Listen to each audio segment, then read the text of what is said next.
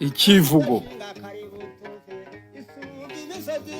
Ndi Rusanikana Makuza ingamba zisobetse nkera gutabara ya Rukanika, ndi rutindukana inkubito rutaganira kurinda, ku rugamba sinsubira mpora nsizanira gutabara muzimbere, ndi Rusanikana inkubiri rwa Sendahunga, umubisha unyitabiriye ndamutetereza nkamutamaza, nkamutera gusubira inyuma agahunga ni hubi, icumu ryanjye ni Rukara, ingabo yanjye ni Rugomwa, umuheto wanjye nibararasa nkarasana, ahananiranye ndi Rusanikana Makuza ikamuvamo nta ruvaruki.